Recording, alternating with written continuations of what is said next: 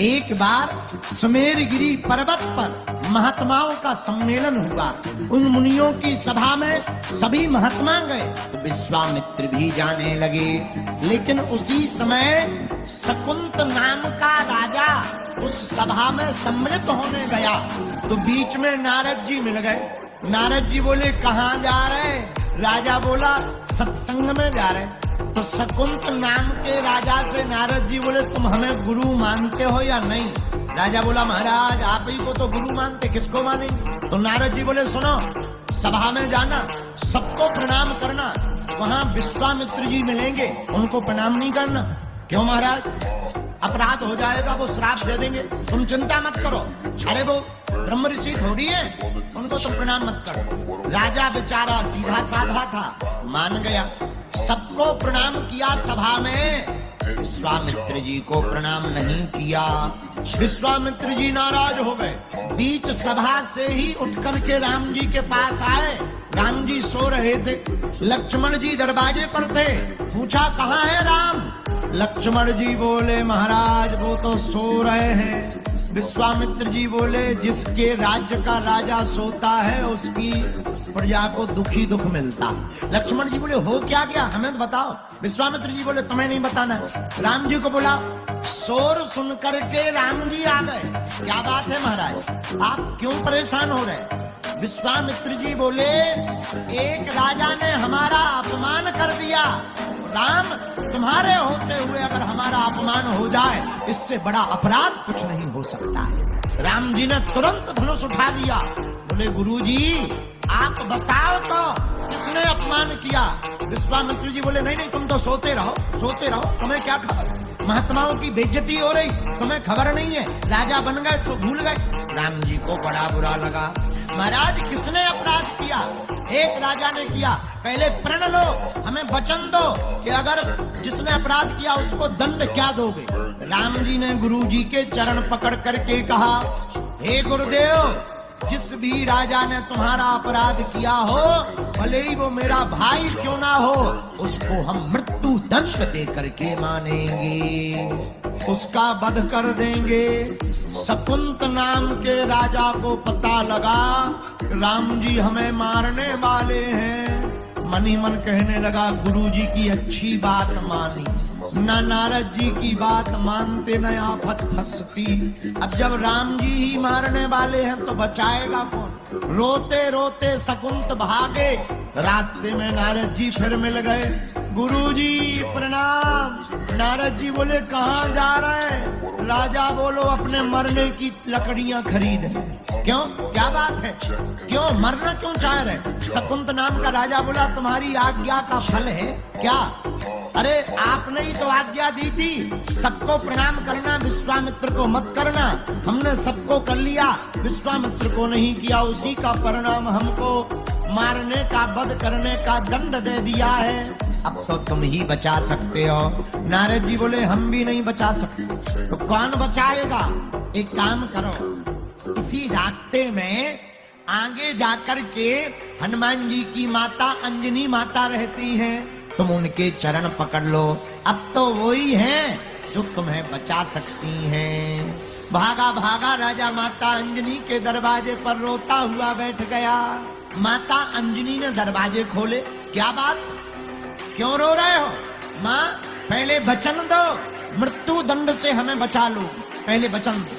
अंजना माता ने कहा, हम तुम्हें वचन देते हैं, तुम हमारी शरण में आए हो, भले ही कोई तुम्हें मारने वाला हो, एक घड़ी काल ही तुम्हें मारने आए, पर हमारा वचन है, हम तुमको बचा करके रहेंगे। राजा बोला, जय हो। पर माता अंजनी माता ने पूछा, मारना किसको है? अब राजा ने नाम बताया, बोले राम जी को। अंजनी माता बोली, पहले नहीं बताते बन रहा था, अब उनसे कौन बचाएगा? राजा बोला, हमें क्या लेना देना, जबान तो तुम्हारी खराब होनी है, अब चाहे जो बचावे। अब माता ने कहा, हमने कह दिया, सब चाहे जो हो जाए। इतने में माता अंजनी ने हनुमान जी का ध्यान किया। आहा, हनुमान जी को पुकारा माता अंजना ने। हनुमान जी प्रकट हो गए। जय हो मैया। क्या बात है माँ, हमें क्यों बुलाया? अंजनी माता बोली, बेटा पहले वचन दो कि तुम, हम जिसके लिए कहेंगे तुम उसके प्राण बचाओ। हनुमान जी बोले माँ तुम्हारी आज्ञा, और तुम्हारी आज्ञा हमारे लिए सर्वोपरि है। आप कहो किसके प्राण बचाने। तुरंत शकुंत ने चरण पकड़ लिए। अंजनी माता बोली धर दो हाथ और कह दो कि हम प्राण बचाएंगे। हनुमान जी बोले माँ की आज्ञा है, हमने आशीर्वाद दे रहे, जाओ हम तुम्हारे प्राण बचाएंगे। पर हनुमान जी बोले ये तो बताओ कि बचाना किससे है। राजा बोला राम जी से। हनुमान जी बोले जय हो। ये आफत हमें यहाँ फंसवाने, अब क्या किया जाए। लेकिन कोई बात नहीं, तुम यहीं रुको, हम मैटर समझ के आते हैं कि मैटर क्या है। हनुमान जी भागे भागे अयोध्या गए। राम जी रथ पर बैठे थे, सेना तैयार कर रहे थे। हनुमान जी ने कहा महाराज कहाँ जा रहे। राम जी बोले युद्ध करने। बोले किससे। बोले शकुंत से। हनुमान जी बोले उसके पास क्यों जा रहे। बोले उसने हमारे गुरुजी का अपमान किया तो हमने प्रण लिया कि हम उसे मृत्यु दंड देंगे। हनुमान जी बोले हमने भी प्रण लिया। राम जी बोले क्या। हनुमान जी बोले हमने प्रण लिया कि हम उसे बचाएंगे। राम जी बोले देखो हमारी बात मिथ्या नहीं होगी, हमने गुरुजी की कसम खाई है। हनुमान जी बोले हमने माता जी की खाई।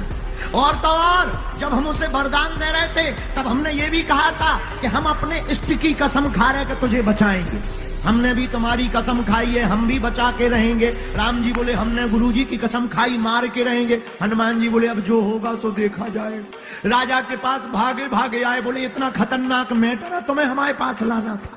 अब देखो गुरु और चेला में लड़ाई करवा रहे, स्वामी और सेवक में लड़ाई करवा रहे, तुम्हें शर्म नहीं आती अपने मन से। राजा बोला क्या बताएं, वो तो गुरुजी के चक्कर में हो रहे। अब हनुमान जी ने कहा भाई फंस गई तो फंस गई, कोई बात नहीं। लक्ष्मण जी राम जी पूरी सेना लेकर के राजा के देश में युद्ध करने गए।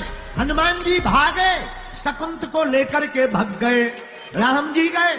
राम जी ने पूछा राजा कहाँ है। नगरवासी बोले एक बानर ले गया।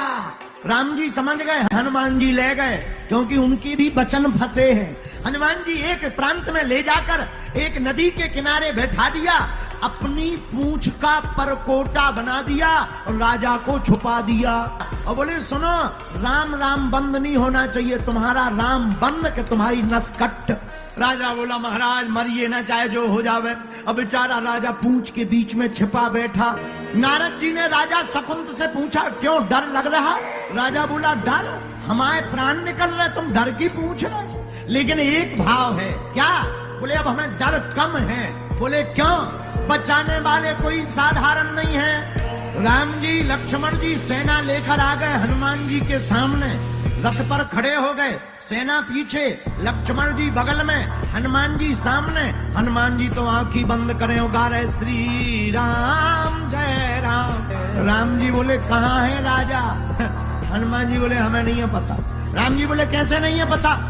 लक्ष्मण जी बोले गुरुजी भैया पूंछ में देखो, छुपो बैठो, कप रहो वाइब्रेशन मोड में। जैसे ही राजा ने देखा राम जी आ गए, सोचो सीताराम सीताराम धीरे धीरे जप रहो तो वो और जोर जोर से सीताराम सीताराम सीताराम रोने लगा। लक्ष्मण जी बोले चाहे जितना जाप कर लो तीर तो छाती में लगेगा, क्योंकि तुमने गुरु जी का अपमान किया है। राजा कुछ नहीं बोला। अब हनुमान जी बोले महाराज छोड़ दो। राम जी बोले नहीं। तीर मारना प्रारंभ किया, पर तीर जाए तो, पर तीर राजा को लग ना पाए। अनेकों तीर राम ने मारे, पर तीर राजा के हृदय में ना जा पाया। तो तीर की इस गति को देखकर राम बोल पड़े कि तीर यह प्रयोग में आता क्यों नहीं, हृदय के पार जाता क्यों नहीं। हनुमान जी ने कहा सरकार आपसे बड़ा आपका नाम है। लेकिन लक्ष्मण जी को क्रोध आ गया। हनुमान बाहर निकालो राजा को, भैया का प्रण है, राजा को मार करके रहेंगे। हनुमान जी बोले हमारा भी प्रण है, राजा को बचा कर रहेंगे। लेकिन राम जी की रोष को देखकर लक्ष्मण जी ने अब राजा की जगह हनुमान जी पर तीर मार दिया। और जैसे ही हनुमान जी पर तीर चलाया, हनुमान जी की छाती में लग गया, रक्त बहने लगा। उधर तीर मारा हनुमान जी को, पर चोटिल हुए राम जी। तुरंत सारथी ने लक्ष्मण जी को बताया कि आपने तीर हनुमान को मारा, पर गिर राम जी गए। अरे ये कैसे हो गया, हमने तीर तो हनुमान जी पर मारा था, कहीं हनुमान जी ने शक्ति तो नहीं चला दी।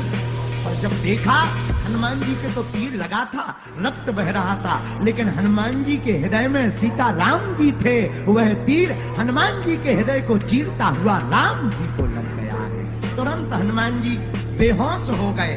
राम जी की मूर्छा खुल गई। अपने हृदय को पकड़ते हुए लक्ष्मण से बोले, तुमने ठीक नहीं किया। और हनुमान जी के रक्त को देखकर राम जी रोने लगे।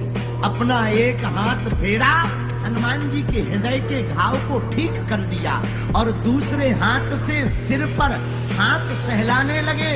हनुमान जी मन ही मन सोचने लगे, दाव बढ़िया है, मौका बढ़िया है। जब राम जी सिर पर हाथ सहलाने लगे तो हनुमान जी तो सोने का लेटने का नाटक कर रहे थे। धीरे से पूंछ में से राजा को निकाला, अपनी गोद में बैठाकर राम जी का हाथ अपने सिर से राजा के माथ पर रख दिया। जैसे ही रखा, राजा ने चरण पकड़े। हनुमान जी तुरंत उछल करके बोले, जय हो महाराज, अब जिसके ऊपर तुमने हाथ रख दिया वो ही मर जाए तो फिर तुम्हारी तो नाक ही कट जाएगी।